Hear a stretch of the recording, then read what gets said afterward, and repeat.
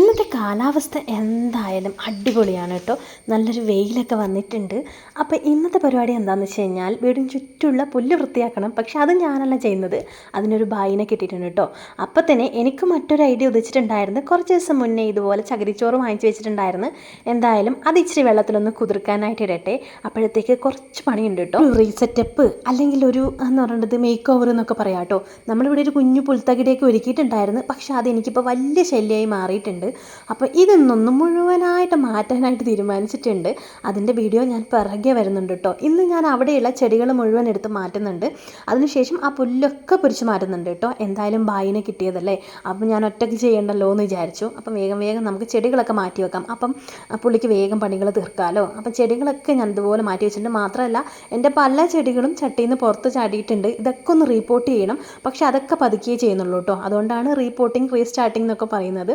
അപ്പോൾ ചെടികളൊക്കെ അവിടെ നിന്ന് മാറ്റിയെടുത്തിട്ടുണ്ട്. ഇത് ഈ ഒരു കലാത്തിയെ നോക്കി ഒരു കുഞ്ഞു കമ്പ് കൊണ്ടുപോയി നട്ടതാണ് കേട്ടോ. അത് വെള്ളത്തിൽ വെച്ച് വേര് പിടിപ്പിച്ചെടുക്കുകയായിരുന്നു. ഇപ്പോൾ ഇതേ എനിക്ക് ഈ ഒരു ചട്ടി മാത്രമല്ല കുറേ അധികം ഉണ്ടായിരുന്നു കേട്ടോ. കുറേ അധികം ഞാൻ കുറേയൊക്കെ കൊടുക്കുകയും ചെയ്ത്. അപ്പം അതൊന്ന് റിപ്പോർട്ട് ചെയ്യണം. അപ്പോൾ ഞാൻ ചെടികളൊക്കെ ഇതേ ഈ ഒരു സൈഡിലോട്ട് മാറ്റി വെക്കുന്നത് താൽക്കാലികമായിട്ട് എന്ന് തന്നെ പറയാം.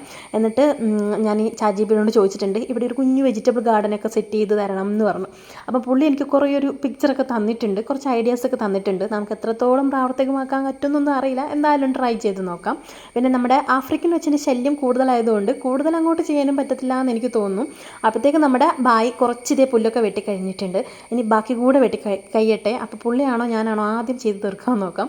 അപ്പോൾ നമ്മുടെ ബാക്കിയുള്ള ചെടികളും ചുമരിനോടടുത്ത് വെച്ചതൊക്കെ ഒന്നിതേ ഇത് മാറ്റി വെക്കുന്നുണ്ട്. കുറേ അധികം തന്നെ ഞാൻ റിപ്പോർട്ട് ചെയ്ത് വേറെ ചട്ടിയിലൊക്കെ ആക്കിയിട്ടുണ്ട് കേട്ടോ.